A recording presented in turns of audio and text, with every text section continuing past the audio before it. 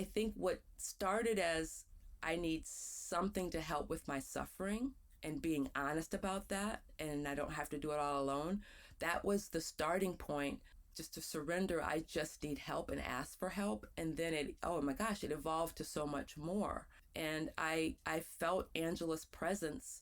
I was blown away at how thin the veil is between the physical and spiritual worlds.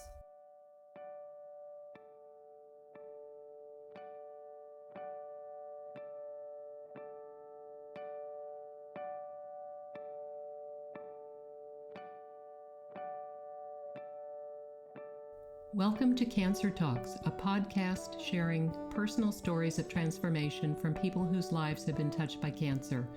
My name is Cheryl Buck, and I will be guiding today's conversation. Our guest, Vanessa Bradley, is an investor, philanthropist, and former executive. She's always seeking out projects that will make a difference in people's lives and the world at large. Vanessa participated in our 2019 conference where CancerTalks was born.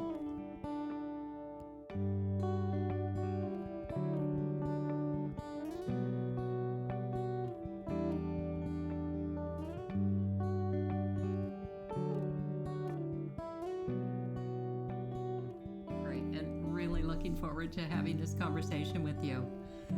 I've looked forward to it ever since we spoke a couple of months ago and you agreed to do this. So thank you for being here. Thank you for doing this. And I thought maybe we'd just start out with so people, including myself, because I don't know the answer to this question, a little bit about your early life. And I do know that you were born and raised in Michigan. And I'd love to hear just a little bit about that and maybe any special memories that you have of growing up, whatever comes to mind. I think that's a wonderful way to start. Excellent. Yeah. So you're right. I was born in Saginaw, Michigan, and spent actually most of my growing up years in Ann Arbor, Michigan. But focusing in on the Saginaw, my immediate family was a family of four. So I was the first daughter of my parents. And 3 years after me, my wonderful, lovely best friend and everything, we were so close, my sister Angela, 3 years younger than me. Mm-hmm. My father was in the auto industry. When I was born, he was working as an accountant in the foundry division, and my mom was a teacher. And what's interesting, I think what I would note is I was born in 1967, mm-hmm. which was right around the times of a lot of unrest in the Detroit area, and a lot of racial unrest. That's right, yeah. Yes, it's similar to what's even going on now. But that kind of set the stage, I think. Context for my parents and really what was part of the reason why they looked to move to Ann Arbor, mm-hmm. kind of a different community after those years following that time period. So my sister and I spent our growing up years in Ann Arbor, which was a really nice community, very progressive, very international because of the University of Michigan and the type of people that were attracted to a college town. Mm-hmm. And the only other thing I will say is that, and I think this did play some role in both my development and my sister's, we were the only, Black family in our neighborhood. There weren't a lot of Black families in Ann Arbor. And so I grew up in a situation where throughout school and most of my childhood, I would be the only or among one or two other African-American Black students. So that did shape, was a very friendly environment, but it had its bouts of, loneliness. Yes. Oh, I can imagine that. Yes. The only other, there's probably a lot more, but I want to say we were a very close-knit family. Mm-hmm. And I have just lots of fond memories about that. Mm-hmm. So back then it was just more of a simple way of growing up. Is that the right word? Yes. I think simple is a good characterization. I would say simple for me and my mm-hmm. sister, simple-ish, yeah. but not for my parents. I would say that my parents probably saw the world quite complicated and lots to navigate. And particularly for them, they were the first of a lot. My father ultimately was an automobile dealer and one of the first wave of Black dealership and entrepreneurs in General Motors. And then my mom had her own, being focused on children with hearing impairment, she had her own trailblazing in her field. So what I will say is they probably thought it was a lot of complex navigation Yes. on being the Yes. first. Right. But they created a household intentionally that we didn't really think of it that way until later in life. We just Uh-huh. didn't have any sense of it. Things were very simple for us. Yes. Yeah. I mean, just focus on school. We've got everything else taken care of. Mm-hmm. Do your after school sports and make friends. That kind of feeling. The path is all laid out. You're going to go to college. We've got it taken care of. And so Yeah. from that way, I would think that's fairly simple. Yes. Yes. Right. And then did you go away for college? I did. Uh-huh. Where'd you go? I did. I went to Northwestern University, still in the Midwest, but away from Michigan, which was I wanted to do that. Mm-hmm. And to get away from my parents, as a lot of young people want to at least go through that phase. Yeah. So yeah, I went to Northwestern University, loved it. That was a real formative experience for me. I loved the university setting. I made really good friends there, some of that I still have friends today. Wonderful. Yeah. So I studied engineering. Okay, I did know that. That's interesting. And what? It is interesting. Why engineering? Of all the things that you could do.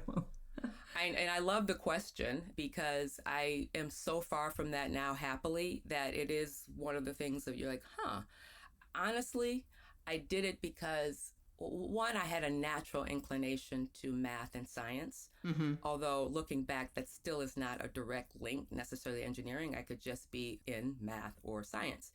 But at the time, this goes back to the practical side of my parents and their attempt to make life smooth for us. Mm-hmm. My father was convinced that it was the perfect time to get into engineering as a woman and that the job opportunities would be plentiful, of which he was right. That's fascinating that your Isn't dad it would have fascinating? that. Yeah, that he would have that foresight, that thought, That's quite extraordinary, actually. Yeah, he was right. And you marry that with, which is a little bit different than my sister, who was a little bit more of the younger, rebellious kind of energy. Uh-huh. I was even if I didn't quite want to do it, I just would like, you know what, he said it, I'm going to do it, not going to make waves. He's probably right. That's just the kind of child I was at that time. That's the kind of daughter one wants to have. Well, I'm assuming then that you went into engineering, you worked in engineering, and you were in that sort of corporate world for some period of time, and then you left. Can you talk a little bit about that? Sure. I will say that I'll lay out kind of, yes, I was an engineer, a project engineer for some years. Then I did get an MBA to kind of bolster or round out some of the engineering experience because I knew I wanted to broaden my work life. Mm-hmm. And so then I started to work as a consultant to industrial companies using a lot of the engineering, and then made some different transitions both in consulting and in and out of different Fortune 500 corporations. I think that's the gist of it. Ultimately, really, it was the death of my father that was the biggest kind of, at the time, it was a big kind of shakeup within our family, understandably, him being the patriarch and really the guide of so many parts of our lives. But I think that was when I took a leave of absence. And then things just snowballed from there. But I left at first to care for, and also just gets quite complicated fast, but that's why we're talking. My mom had recently, some years leading up to his death, had been diagnosed with early onset dementia. So this is a little bit, I know, but by this point, I'm in my 30s. We fast forward a lot, but you got a sense of the decades that I was in corporate. Yeah. But it just made some sense to take a leave of absence at first. And that's what got me out of that world. And then there was some time in there that but I started to basically do things that were either with smaller companies, or my sister and I at even some point made lemonade out of lemons, so to speak. We had inherited some land from my dad, and we further developed it and used it to rent to some dealership related companies. So I don't want to get too far off on that, but Yeah. yes, Yeah. the real break came when it was a big loss in my family, and there needed to be all hands on deck to kind of settle both his complicated, he was a business owner at that time, so we had a lot of employees, and just to deal with a death that early in my life, Yes. particularly. And he was only 66 when he died. Wow. Oh, I know that's hard. It's very hard. Yes. And tell me about Angela then. Did she go off to college, or what was her story? Sure. Yes. And I can say that at this point in my life, it's just so nice to be able to share and just, to give nuggets of information about her, because she was just a extraordinary human being and fascinating. Mm-hmm. So yes, she followed pretty much the same kind of path. I mean, from the outside, it would look very similar, but we as sisters knew that again, her rebellious streak showed up more in her path. But she, interestingly, she stayed in Michigan. She went to University of Michigan. So that's the first thing. You might think, oh, wait a minute, why didn't she get as far away from my parents as possible? She didn't, but she never came home. So they were like, I don't know what the difference is. You live in the same city, but we still don't see you. But so she went to University of Michigan. She went into business right away. Then she went to she worked a little bit on Wall Street in the finance world as an analyst. Then she moved to California and went to UCLA and continued her studies and a master's program. She ultimately ended up in the entertainment industry, which is quite common for people living in Los Angeles. In Los Angeles, right? Yeah, not on the creative side, but on the business side, and working with the library of products, MGM, and selling them, worldwide. So fascinating, a really good. She just had fun access to all kinds of events and things that I would get invited to, just being in the industry. Yeah. So she enjoyed that. She enjoyed that, yes, very much so. Yeah. And so she was like 3 years behind me, but pretty much lockstep. We took similar paths, so I could always relate, and she could ask me a lot of questions because I had done some of the same things, just as far as in university settings and work settings too. Yeah. So we remained, we were probably the most close in our lives when we both graduated from college. So of course I graduated first, but by the time she did, so that would say mid-20s, I would say that was when our really very strong bond developed. Yes. We were always sisters, but then it was just this recognition that, wow, we're really good friends too, like best friends. And that's when we started traveling together. So when we were growing up, it's still you're the younger sister, leave me and my friends alone. But right. Once we were, out of college, it was like, wow, we really like each other. Yeah. So we spent a lot of time together. We never lived in the same city until much later, but we spent a lot of time together. Yeah, that's wonderful. I love hearing that. Mm-hmm. So it was April 1st of what year that you got a phone call from Angela saying that she had a diagnosis? That would have been in 2009. Uh-huh. And, there's so many different things going on in life that people remember a particular time and date or year. For me, it's in the United States. We were going through that Great Recession, which had all this other dynamic going on, and was right around that time period. So me and her, because we had started this small business together, and I talked a little bit about commercial real estate, we had run into some bumps. And so I can just remember that was a stressful time for us, on top of her getting that particular call. Yes. So yes, I would say 2009. Okay. Wow. Yeah, it was interesting. She was 38 or 39, and so it wouldn't have been a time, and plus or minus some years, but she wouldn't have been eligible or recommended to have mammograms at that point, number one. Mm-hmm. So really, to her, what it felt like out of the blue, she noticed that it was just, I don't know, some inflammation or just weird feeling in her breast area. And she's like, well, I guess it can't hurt to go check it out. And when she went in for the appointment, the nurse practitioner, because of her age and her general health, didn't think it was much. They thought it might have been some kind of rash, or it's just kind of amazing how Mm. they're like, oh, don't worry, it's going to be all okay. So she went in and then and had that kind of information. But then 2 days later, they're like, we need you to come back. We need to do a biopsy. And I remember that was the beginning of like a surreal kind of feeling, like biopsy.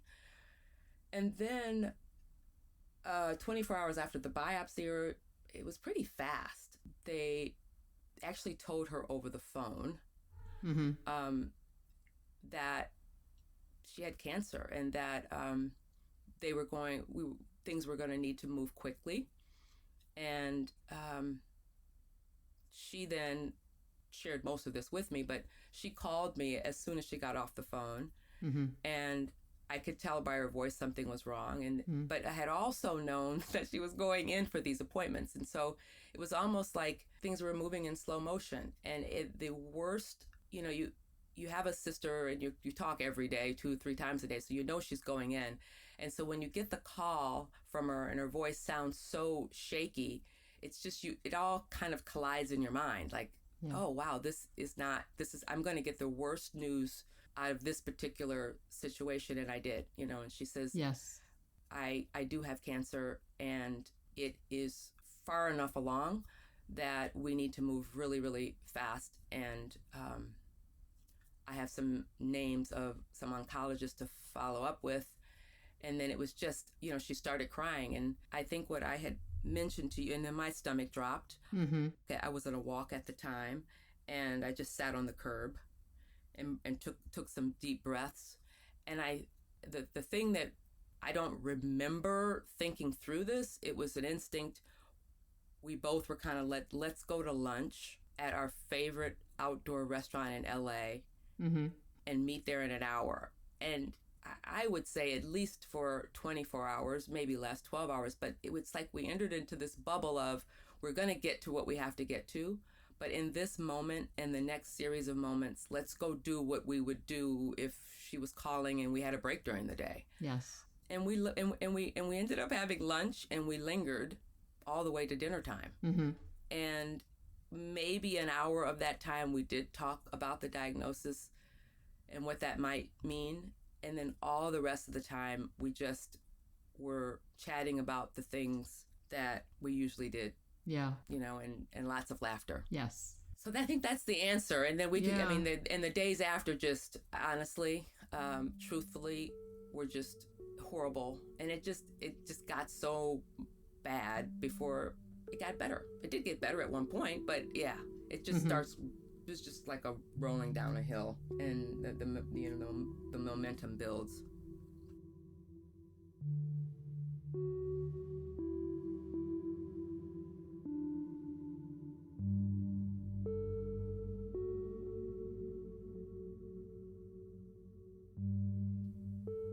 Were you living in the same town at that point then? You must have been both in Los Angeles. Yes, and so much of our conversation, as we get into it, will be weaving between looking back how I would characterize things, and you get a certain perspective, versus some of the sharing of when I'm in the exact moment of how I recall it.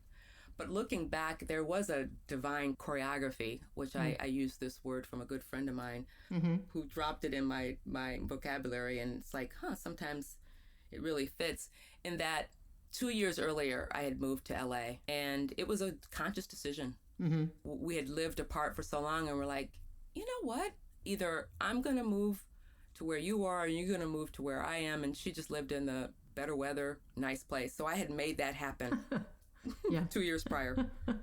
Wow. Yeah. Divine intervention, or divine Yes. choreography, you called it. Yeah. Right. Exactly. And then you were just with her the whole time, through the whole thing, right? Every day. It became your life and her life just meshed together. Yes. Yeah. Perfect way of saying it. Yeah. It's so beautiful. I mean, yeah. Yeah. Hmm. I want to just remind the context for our conversation, and those that are listening. It just so happened that My father had died by that point, and my mother was in middle stage dementia at that point as a young woman. She was in her 60s, and we had a maternal grandmother who we were helping to take care of, and everyone else lived in the Midwest or the South. So it really was me and her. It isn't always, and I wasn't married at the time. I am now. And she had a boyfriend, but still no children and not married at the time. So I think I love that you highlight, it was very, looking back to me, extremely special time to be able to do that. Yes. Yeah. Meant to be. Meant to be. Wow. So, give us a sense of what you and Angela had to go through or went through, and what that was like. I mean, obviously it was a very special time, and yet it had that, I don't know the word for it, like a tinge of, I don't know what the word is, Vanessa. But I feel where I know exactly what you're saying. I can feel it without the word. And so the way that I would describe it, and part of what I want to do, and this is of course not our whole conversation together, but I think in sharing this, I'm just want to put words to and acknowledge the extraordinary process that is associated with truly showing up for someone you love who is confronted with a diagnosis and doing their best to survive cancer. Because this is not to take away from what my sister went through, but there's conversations, that's a topic of a cancer survivor. I think I do justice to what it's like as a family member that's very, very close, and so close that you almost, you just, and then I'm also a very empathetic person. I have that quality that you feel so much. And so what I would say is it was like a sucker punch of grief and overwhelm and just, a lot of pain. And the rug just got ripped from underneath both of us. And I think that disoriented feeling was something that we shared. There were certainly things that she personally, which I can't even imagine, on her own was dealing with. And then I had things that I was on my own that I may or may not have shared at certain points on my own. But what we did both, and I think that's how we led ourselves into this part of the conversation, is that we both were in this, where is the ground? Yeah. Because everything Good question. is, right. Everything's upended. Yes. And so from your daily schedules to now trying to orient everything around treatments to doctor's appointments. And we had made an agreement early on that I would go to almost every one, because one way that she coped was she would almost disassociate out of her body a little. And so she couldn't even remember what the conversations were, what the doctor was saying. And so I would be there to take notes. Yes. I think that's a beautiful thing. I think that I'm like, thank goodness. Yes. So I would be one of, trying to just, okay, I've got to just grind through this. And so everything just got oriented, like, when are all the doctor's appointments? Let's keep track of them all. When are your treatment days? And I was at most of those appointments and most of those activities. Activities doesn't sound like a good word in this moment, but so right. Everything just got, at least in the beginning, like fighting the fire phase, because she had by the time the dust settled and they figured it out, or through all the testing, she had late stage 3 triple negative breast cancer. Wow. Which is just kind of basically it's a super aggressive form and didn't respond to some of the hormone-based treatments that some other breast cancers do. But that's kind of technical. But it meant that everything was very fast and everything was very intense, and we had to move. And she just went through chemo, radiation, double mastectomy within a relatively short period of time. Wow. So that's what we were in. I was in hospitals more than I ever, and to this day, I'm a little settled now this many years out, but first 5 years after, I had a hard time in hospital settings. I just couldn't, Yes. it was always these past, present moments. But that's the way I would describe it. That heaviness of this is what my life is right now. I didn't really choose it. I didn't really want it, but this is what it is. Mm-hmm.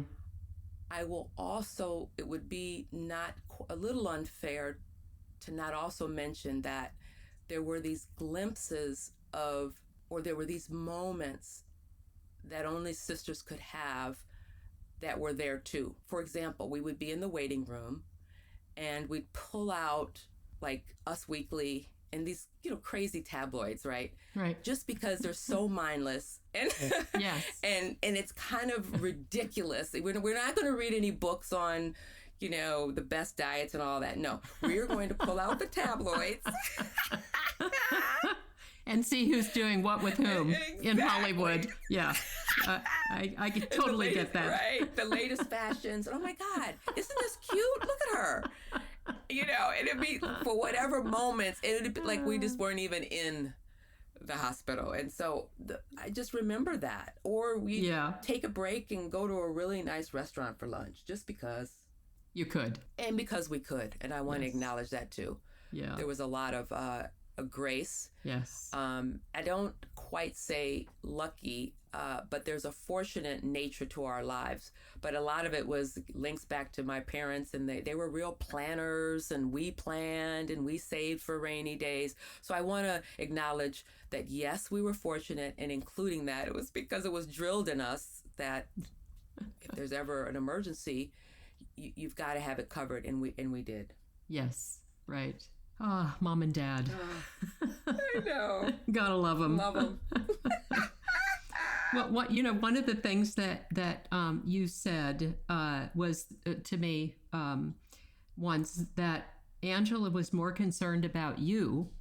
Well, not more concerned. I should say she was really concerned about you. And you said to me you wondered if you were ever going to be happy again. Now, those comments sounded like they came later, not when you were going through this, going to all the appointments and the surgeries and radiation and all of that. Do I have that right? You do. And you do. And so first, as I was described, the first thing I want to say is, as all the appointments and your life getting up into this swirl of cancer treatment as it's defined right now in the world, in the United States, or at that time, I was, so let's go to me. Mm-hmm. I was in, I wasn't quite debilitating. It felt like debilitating fear. So I would characterize myself living in perpetual clammy hands fear. And that was my experience. I don't know if it was about optimism, pessimism, don't know. I just, the situation triggered fear in me. Yes. Now, the quality that I had and that I do have, I don't want to use this too often, is I can grind things out in a very almost miraculously efficient way under that type of pressure. I can do that. Yeah. And my sister knew that about me, and she was beyond appreciative. Yes. In so many ways, not just in words, in cards, and all. I have so many mementos of her appreciation. Oh, I know. that's so sweet. It's so sweet. But and I think I want to share this. This doesn't always get, at least in the circles I was in, it wasn't always clearly communicated that in many cases, maybe not all, the person the loved one is going through this a similar level of trauma as the actual person who has cancer. It's just it shows up differently. Yes. So this isn't trying to compare, it's just trying to give words to that it is a different kind of trauma, but it is as impactful. Yes. And I felt sometimes guilty admitting it, because you look over to the other person and theirs is showing up so much in their bodies that you can Yes. see, the Right. harm. You can, oh my God, the burns from radiation, the constant being nauseous and sick, and the losing the hair. So it's very visible. Mm-hmm. But for me, it was on the inside what was Yes. happening. Yes. And that breaking down that led me to despair. I guess I was so many months in this kind of fear state that it almost in a way got locked in, that I did have a hard time thinking how I could ever, even in the middle of it, I was like, I don't know where do I go from here? Mm-hmm. How am I going to dig out of this kind of emotional hole and the stress I could feel all throughout my body? But honestly, my sister would acknowledge it. And maybe that's why I have the gift to be able to share it this way and know that that's what I was feeling at the time. Like, I wasn't in denial about myself, because my sister would say, she would just sometimes look at me and she said, I know that this is going to sound a bit insane and it's like upside down in this world that we're in. But I look at you and I'm so concerned, and I see the toll. I can't stop it. I appreciate it. But, wow, we are in the battlefield. Yes. Together. And I Together. see the scars on you. So she would, I think by her putting words to it, that guilt dissolved some, because I just knew she wasn't just saying it. And another level of bonding occurred, just because she just wasn't one that, she would have her moments, of course, where it would be all about her, and she was a very depressed, in a mopey kind of mood. Of course. Mm-hmm. She'd have those days, but they would be days, and it wouldn't be a constant. She could also see the toll on me. Yeah. Yeah. Is what I would say. And so I want to share that. And I appreciate that. I love, I want to say, sometimes the word trauma, it gets used a lot, understandably. Resmaa Menakem, who wrote My Grandmother's Hands, and I just love that book. He has the simplest definition of trauma, or one definition that really resonates to that time period. And he says it's basically the body's response to something that it experiences too much, too soon, too fast. Wow. Yeah. And I like that, because it gets out of this other, well, wait a minute, you don't have cancer. What do you mean? No, I'm just a sensitive human being alongside my best friend and only sister, and everything was happening too fast. Mm-hmm. We were both, I was maybe 42, 41. She wasn't 40, too soon. And everything was too much. Yeah. Too much to think about, too many decisions. And then the fact that death was a possibility was just too much to imagine. Yes. Whew. How did you live with that, or be with that death was a possibility? Too much to imagine. How did that play out? Because at some point the imagination became reality. Yeah, I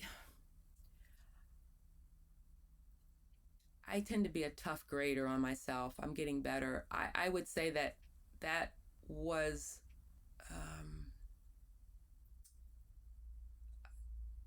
I probably stumbled the most. I got out of grade. Like, I'm not even gonna give myself a grade, because that doesn't sound even appropriate, but that's an old pattern that I would be in. But what I would say is I struggled with that the most, in terms of, I don't think I was quite at denial, because, when you have kind of an engineering science-based brain, to fly off into like, oh, everything's going to be okay. No, no, I could read the writing on the wall, but I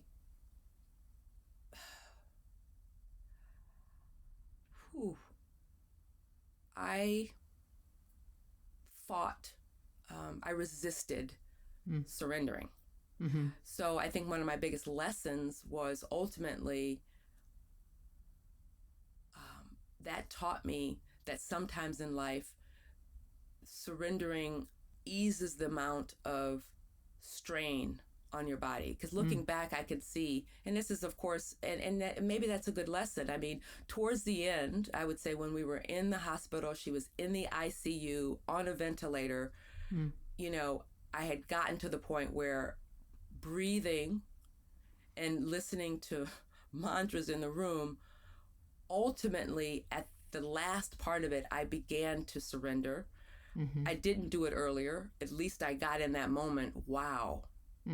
Ever face something like this in the future, it's going to need to kind of do that earlier, because it just, there's so much tension that built in my body. So I was so scared of the process of losing her that it would not be, I just don't think it would be genuine and authentic to say that I was doing anything other than like running from that possibility, while at the same time knowing that it was highly probable. So it was a very difficult time, and I think all that that internal disconnect, it was tough on my body. Yes. Because afterwards, I had some years that I had to rebuild. I had my own health issues. They never amounted to anything life-threatening, but I had some things that later that I had to deal with. So, but I want to get to that point where there was a time, 5 days maybe before she did pass away, that surrendering it emerged as this is the only way. Yes. So something shifted. And I try to hold on to that it happened at least at some point, because and there was a lot of people around me, including my husband now, some of her friends that really were not accepting where we were. And something happened in that hospital room when it was just me and her. And when she couldn't talk anymore and she went into a different state, I look back, kind of a mystical way of looking at it, but something started to shift where I just believed that she was speaking to me, not in words, but kind of, I promise you it's going to be okay. I know you don't think it's going to be okay, and that I'm okay. So when that happened, I think that's when surrendering doesn't mean that it was easy. It just meant that a lot more tears came than ever had before. I'd go home and just lay on the bathroom floor. And so I think that's when my fiance, now husband, would be like, this is getting pretty bad now. And I was coming more and more to grips with it.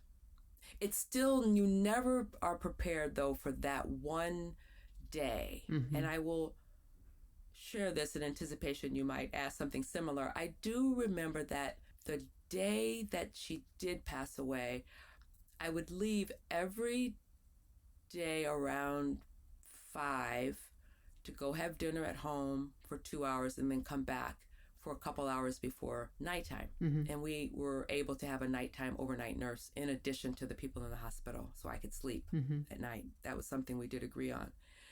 And she was she couldn't even communicate. It was nothing she wasn't doing really anything with her body at this point. And I leaned over and said, okay, I'm going to go. I'll be back. And it startled me so much because she shook her head, and she hadn't had any, shook her head like no. And it was an agitation, and this had not happened for days. Wow. And I was like, and I sensed, did I see what I just, but then you go through, did I really see that? Right. Well, I went anyway. And an hour, as I got home, an hour later, the nurse said, I think you need to come back. They'd never done that. I think you need to come back. Yeah. We're trying to move her in the bed, and we're getting these signals that sometimes people can pass as we're moving them. I ran back, got in the car, I drove back, and I just stayed in her room, and within 3 hours, she did. But I was there. And again, you look back and you say, she could sense it, and she didn't, I think it's us. Yeah. And I can cry to this day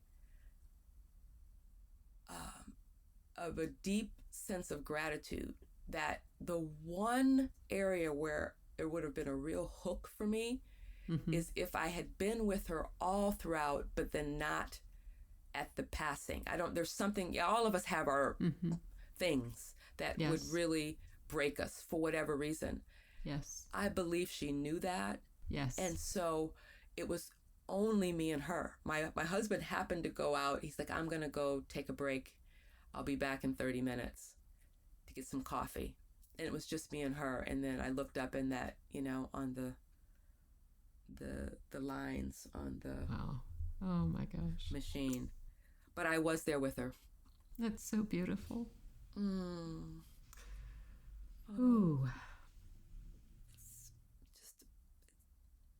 It's a pleasure. It's kind of hard to keep talking after that. No, it is. And I wanted to say it. I didn't get it out entirely, but I just want to say it's an unexpected pleasure to talk to you, not just because you're Cheryl and you're cool and I like you, but because cool. Okay. Yeah, you are. So much more than that, but you have the tenderness of questions that only someone who can so deeply resonate with the topic could have. So thank you. It is a pleasure to share.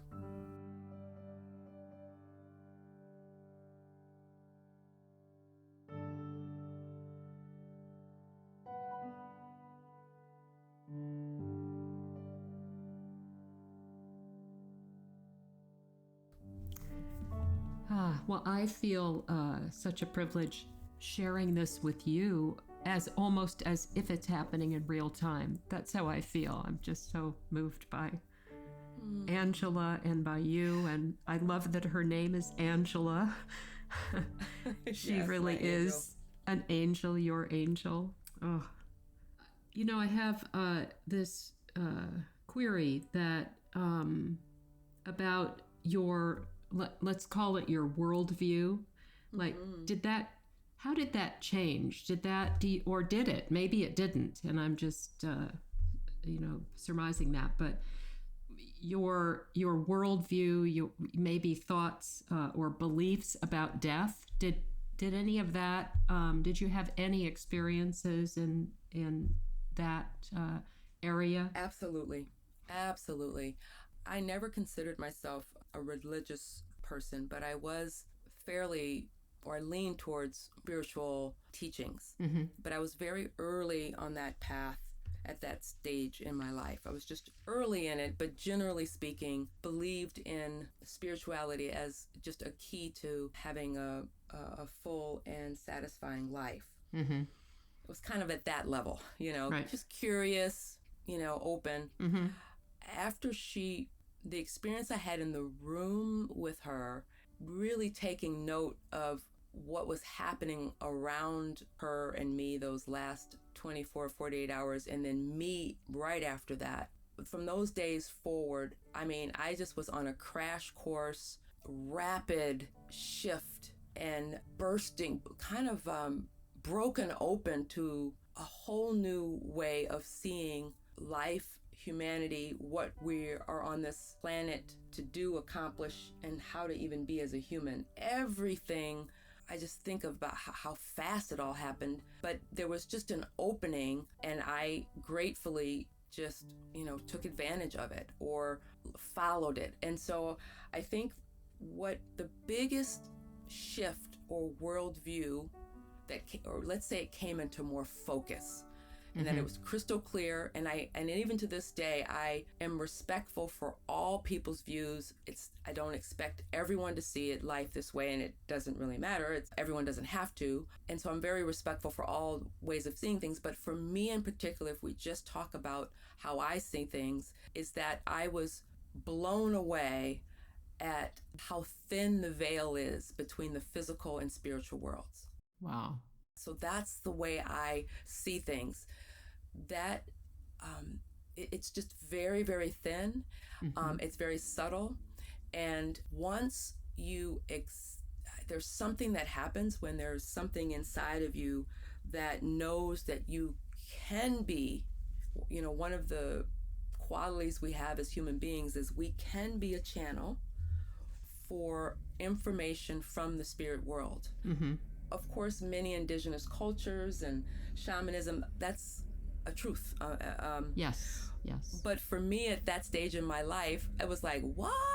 I've seen different movies, I've read books about this, people, talking to the loved ones and everything. But it happened. It was like it went from something I read about to viscerally feeling it. And it was like, oh, and it was such a wow. Because at first it's like, I don't know, thinking about putting on, I don't know, I'm trying to think of the analogy, but it just, at first it's just kind of, I don't know, it's like, whoa, what? Is this really happening? So was a lot of like, I wouldn't say second guessing. I knew it was happening, but it was just incredible. Like the things that I might have read about, some of the mysticism, the mystical aspects of life, I was living them. Wow. So because it was direct experience, I just started to surround myself with other people. So there are certain healers, medicine women, both from the South American tradition, as well as Native American. I just kept being drawn to all those types of healers and guides and coaches for my healing path. And so then I started to build this muscle. And I learned that I have some gifts that probably were always there, but I didn't connect I didn't connect the dots at the time. Yes. I am a natural empath. I am a very highly intuitive. And so I think what started as I need something to help with my suffering and being honest about that, and I don't have to do it all alone. That was the starting point, just to surrender. I just need help and ask for help. And then it evolved to so much more. And I felt Angela's presence all the way. There was a certain point, that would be another conversation we had. There was a time and day there was a day that I remember I stopped feeling her presence on a regular basis.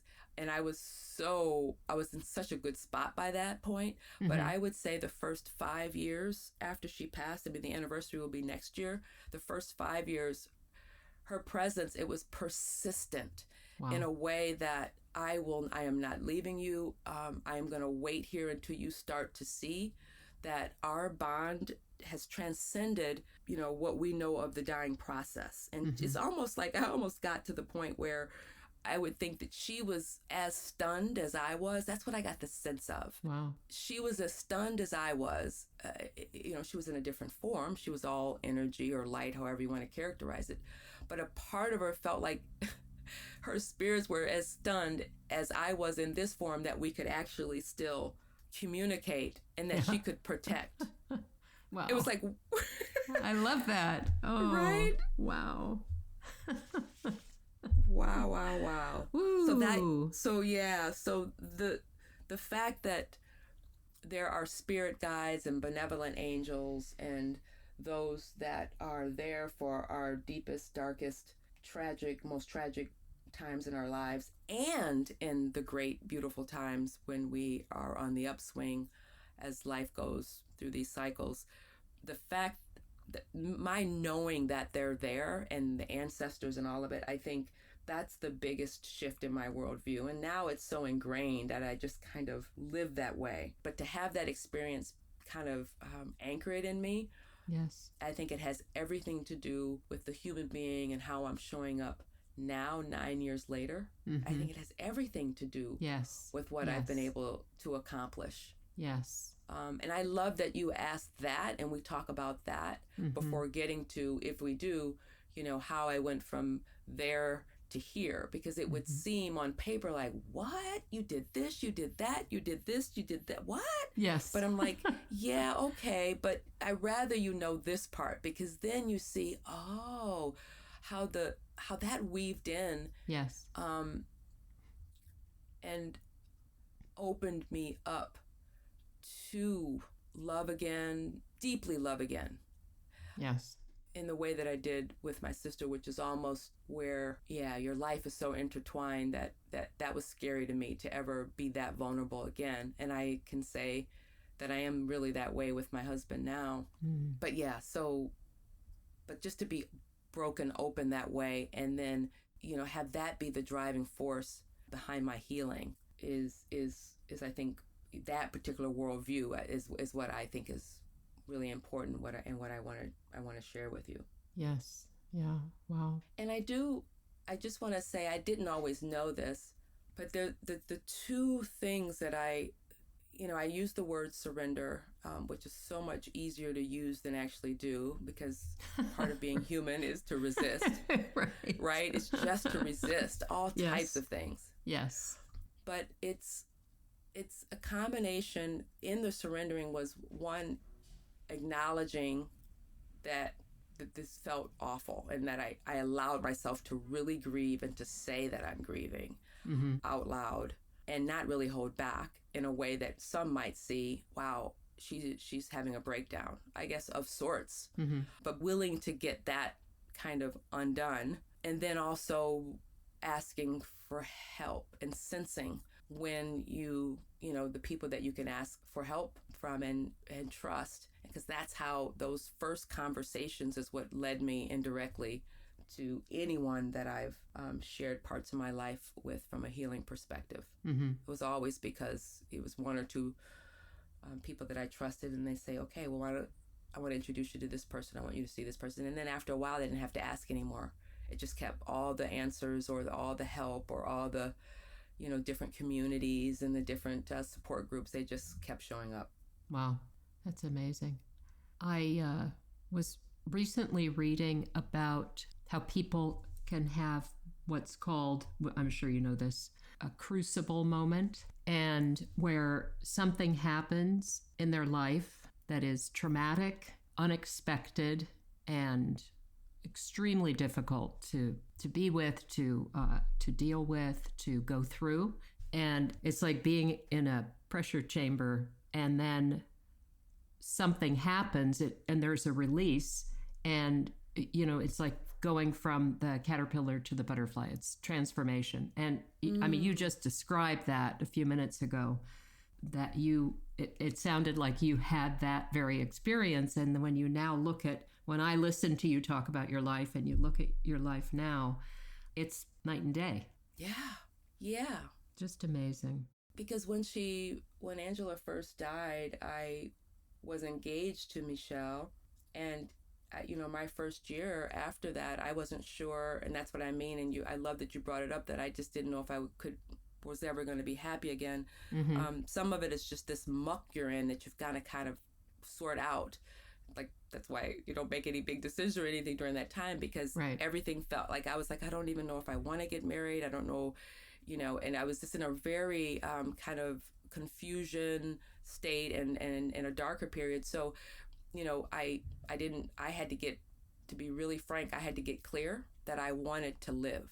Yes. And once I got clear that I did not want to die to either be with her or figure out how to go in life, all that murkiness, and a lot of that's just, I learned later, is grief. But it's so startling, and everyone grieves differently. But what I want to say is just mark some things. So, the first year I was in that state.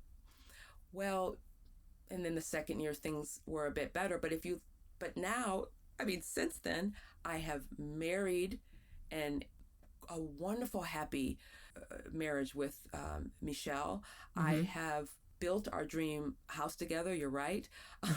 Yes. I have, entered in a beautiful new sisterhood with remarkable women. That's over the last couple years. I have become very clear about how I show up and what types of activities I do from a vocational or career perspective. And so now I'm a social impact investor primarily. I'm a philanthropist. My wonderful newest endeavor is being on the board of the Pachamama Alliance. Yes. Which is like, we both know, and it's like so exciting. Great. Yes. So that's just a rundown. Oh, and don't forget, you have a dog now. I do. a beautiful Labrador retriever, Aw. Roxy, who provides so Right. much comfort. Yes. So, right. So Wow. you're right. I love that phrase that you used. That now I have given myself full permission to live big. Yes.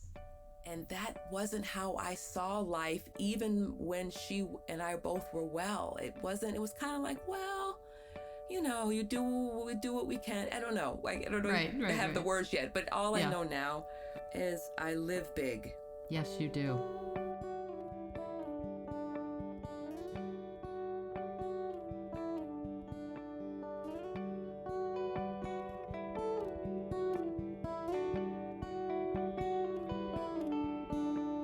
If you enjoyed this conversation, please leave a review in your podcast app. This podcast is a platform for anyone who has been touched by cancer. Go to cancertalks.com/mystory to join the conversation. If you are moved to donate, please visit patreon.com/cancertalks. This episode was produced by Claire DeLaslo and Rory Amenrud. Music and editing by Annie Mernigan, and a very special thanks to our donors and volunteers. We couldn't do this without you.